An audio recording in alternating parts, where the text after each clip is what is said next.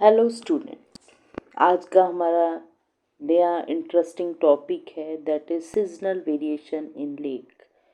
देखिए, अभी तक हमने डिफरेंट वेरिएशन देखी लेक के अंदर होती हैं।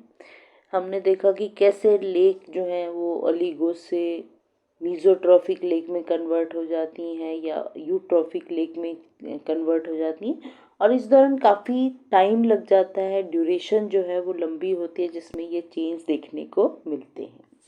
लेकिन सिंगल एक लेक के अंदर भी एक पर्टिकुलर टाइम के अंदर भी जो है वो चेंज देखे जाते हैं, वो होते हैं सीजनल चेंज।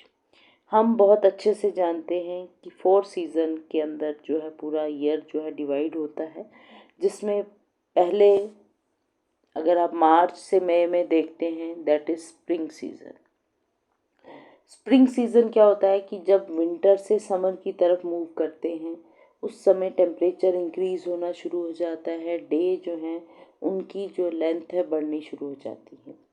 फिर समर आ जाता है, समर के बाद क्या होता है, फिर फॉल रीजन आ जाता है। फॉल, जिसको ऑटम रीजन भी बोल देते हैं, वहाँ पर ऑटम सीज़न के अंदर आप देखेंगे कि वहाँ पर टेम्परेचर जो है वो डाउन होना शुरू हो जाता है, डे जो है वो शॉर्ट होने शुरू हो जाते हैं और फिर जो है वो विंटर आ जाता है। तो एक पूरे थ्रू आउट द ईयर हम डिफरेंट सीज़न जो हैं वो देखते हैं और उन सीज़न की से क्या वेरिएशन जो है एक पर्टिकुलर लेक के अंदर आप देख सकते हैं, उसके लिए आज हम पढ़ रहे हैं सीजनल वेरिएशन इन लेक।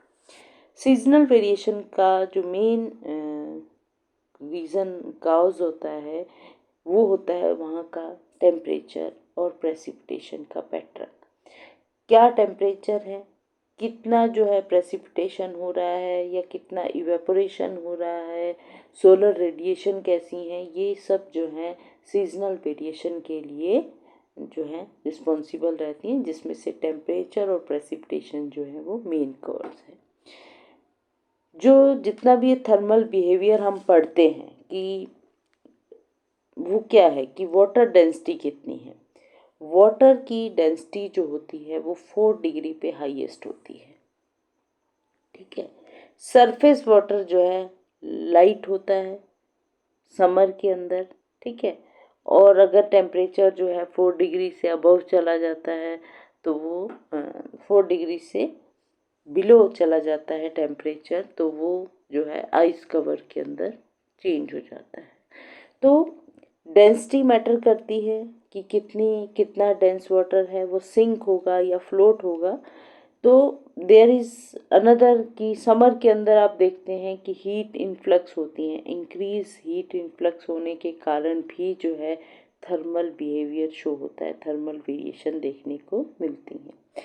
इसी तरह जब स्नोफॉल होता है, चाहे ड्यूरिंग समर हो रहा है, वो थर्मल जो स्ट्रेटिफिकेशन होती है जो देखने को मिलती है। अगर समर के अंदर जहाँ पर सबसे ज़्यादा स्ट्रेटिफिकेशन देखी जाती है, एपिलिम्नियन, हाइपोलिम्नियन, मेटालिम्नियन और थर्मोक्लाइन भी लेयर देखने को मिल जाती है, वहाँ पर अगर स्नोफॉल होती हैं तो वो थर्मल स्ट्रेटिफिकेशन जो है वो डिस्ट्रॉय हो सकता है। वाइंड स्टॉर्म्स हैं, वो क्या करती हैं, होमोथर्मल वाटर लेयर जो है क्रिएट कर देती हैं through out the summer season. तो बहुत सारे रीजंस हैं जिसके कारण हमें थर्मल वेरिएशन देखने को मिलती हैं सीजन के अंदर। दूसरा है कंसंट्रेशन ऑफ न्यूट्रिएंट, चाहे वो नाइट्रेट है, फास्फेट है वाटर के अंदर, वो भी सीजनली बहुत चेंज होते हैं। कंसंट्रेशन जो है इन न्यूट्रिएंट की जो है रेनी सीजन में सबसे ज़्यादा होती हैं as compared to dry season के अंदर। क्लाइमेट है, डेप्थ ऑफ लेक है, वो भी जो है वो इन सीजनल वेरिएशन के लिए रिस्पॉन्सिबल होती है कि डेप्थ कितनी है। डेप्थ होने के कारण उसमें लाइट, टेम्परेचर वेरिएशन चली जाती हैं। किसी पर्टिकुलर लेक जहाँ पर पर्टिकुलर क्लाइमेट है, कंडीशन कैसी हैं, वो भी सीजनल वेरिफिकेशन में अपना रोल प्ले करती हैं। ये एक बहुत सुंदर सा डायग्राम है कि 2 सीज़न जो हैं, जो हम बहुत कॉमनली समर हैं, विंटर हैं, दोनों सीज़न के अंदर जो हैं, आप समर में देखिए, समर के अंदर सबसे ज़्यादा जो है हमें प्रेसिपिटेशन, इवेपोरेशन, सोलर रेडिएशन जो है ये देखने को मिलती हैं। ये सब चीज़ें अगर होती हैं, ठीक है, तो आइस और स्नो मेल्ट कर जाते हैं, वाटर ऐड हो जाता है, ठीक है। उसके अलावा जो इरोज़न है वो होना देखने को मिलता है। इसके अलावा जो विंड्स हैं वो मिक्सिंग भी करती हैं, ठीक है। तो ये बहुत सारे फैक्टर जो है समर के अंदर देखने को मिलते हैं। विंटर के अंदर आप देखेंगे कि सोलर रेडिएशन जो है वो कम होती है, क्योंकि डेंसिटी जो है वो बढ़ जाती है। आइस के ऊपर जब लाइट बनती है वो डिफ्लेक्ट हो जाती है, तो प्रेसिपिटेशन जो है वो कम हो जाता है। ये सब फैक्टर जो है, डिफरेंट फैक्टर जो है सीज़न के अंदर देखने को मिलते हैं। अब हम एक एक करके इनको देखेंगे। विंटर में क्या होता है, टेम्परेचर जो है वो 0 डिग्री से नीचे चला जाता है। जो सरफेस वाटर होता है वो आइस या स्नो के अंदर जो है वो कन्वर्ट हो जाता है, जिसके कारण अब डेंसिटी जो है इन्वर्स हो जाती है। इन्वर्स होने का मतलब कि 0 डिग्री वाटर जो है वो लाइट हो जाता है देन द 4, क्योंकि 4 डिग्री पे हाईएस्ट डेंसिटी होती है। और ये स्ट्रेटिफाई कर देता है वाटर बॉडी को ड्यूरिंग समर के अंदर, कि समर के अंदर जो सरफेस वाटर है उसका टेम्परेचर अगर 0 डिग्री है और बिलो जैसे जैसे जाएंगे टेम्परेचर जो है 4 डिग्री के आसपास जो है वो हो जाता है। हाइपोलिम्नियन जो कि एनॉक्सिक कंडीशन जहाँ देखने को मिलती हैं, वहाँ क्योंकि आइस के साथ एक सरफेस के साथ जो है एक बैरियर बन जाता है, जिसके कारण जो यहाँ पर आप देखेंगे सब्लिमेशन है, इवेपोरेशन है, स्नोफॉल है, विंड जो वेव्स हैं, ये सब जो है इनका इफेक्ट कम हो जाता है। और जैसे जैसे आप डाउनवर्डली मूव करते हैं तो यहाँ पर एनॉक्सिक कंडीशन जो है देखने को मिलती हैं। न्यूट्रिएंट जो है वो मोबिलाइज्ड हो जाते हैं इन द सेडिमेंट के अंदर, और वो डीप वाटर लेयर के अंदर जो है वो चले जाते हैं। समर के अंदर क्या होता है कि सोलर रेडिएशन जो है अपर मोस्ट वाटर लेयर को जो है वो हीट अप कर देती हैं। अब स्नो मेल्ट होनी शुरू हो गई। अब क्या हुआ, उसने क्या किया, उसकी वाटर की डेंसिटी को कम कर दिया, विस्कोसिटी को कम कर दिया। अब ये दो चीज़ें जब कम हो जाती हैं तो वाटर की जो मिक्सिंग होती है लेक के अंदर वो नहीं हो पाती। लेक जो है अब स्ट्रेटिफाइड हो जाती है, उसमें अपर लेयर जो है वो एपिलिम्नियन हो जाती है, नीचे वाली जो डीप लेयर होती है वो हाइपोलिम्नियन हो जाती हैं।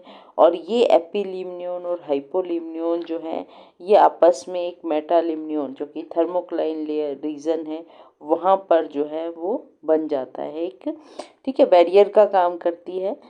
तो ये वो रीज़न होता है जहाँ पर मैक्सिमम टेम्परेचर चेंज देखने को मिलता है। एक स्टीप टेम्परेचर ग्रेडियंट जो है बन जाता है एपी और हाइपोलिम्नियन के बीच में, जिसके कारण दोनों लेयर के बीच की मिक्सिंग होनी मुश्किल हो जाती है। एल्गी जो है वो ब्लूम कर जाती है क्योंकि लाइट की अवेलेबिलिटी ज़्यादा है। एल्गी ज़्यादा है तो death and decay of algae by bacteria decomposition का प्रोसेस जो है वो हो जाता है। समर स्टेग्नेशन जो है वो रिजल्ट लाती है एनॉक्सिक कंडीशन के अंदर, क्योंकि डिकम्पोजिशन बढ़ जाना जिसके कारण ऑक्सीजन का लेवल जो है वो डिक्रीज हो जाता है बॉटम के ऊपर, और सरफेस के जो सेडिमेंट की लेयर जो है वो बढ़ने लग जाती है। ऑक्सीजन की कंजम्पशन ज़्यादा हो जाती है, जो बॉटम पर सेडिमेंट की लेयर है वो भी ज़्यादा हो जाती है। अब आप देखिए कि लेट विंटर के अंदर, लेट विंटर का मतलब जब समर शुरू होने वाला था, उस समय वीक करंट विंड फ्लो जो थी, जो हवा चल रही थी वो बहुत लो थी, ठीक है। अपर में आइस थी, यूनिफॉर्मली डिस्ट्रीब्यूटेड कोल्ड वाटर था, ठीक है, और इस तरह का इन्वायरमेंट जो है वो देखने को मिला। फिर धीरे धीरे टेम्परेचर राइज करने लग गया समर में, विंड हाई विंड जो है वो आने लग गई, इसमें थर्मोक्लाइन लेयर जो है वो जनरेट हो गई, वाटर जो है जो आइस फॉर्म में प्रेजेंट था वो मेल्ट होना शुरू हो गया, टेम्परेचर जो है उसका राइज हो गया, जिसके कारण वाटर की डेंसिटी है, विस्कोसिटी है वो डिक्रीज हो गई, ठीक है। ये सब चीज़ें जो हैं ये क्या करती हैं, यहाँ पर एक रीज़न क्रिएट करती हैं, एक स्ट्रेटिफिकेशन जो है वो ले आती हैं। फिर लेट समर के अंदर, फिर जैसे जैसे समर जो है अपने रिवर्स उसमें आ जाता है, वापस विंटर की तरफ हम जाने लगते हैं। विंड्स तो ज़्यादा ही होती हैं, ठीक है। अब करंट और मिक्सिंग और ये सब देखने को मिलता है, लेकिन जो टेम्परेचर, अब यहाँ पर देखिए मिक्सिंग जो है पूरे में होने लग जाती है, ठीक है।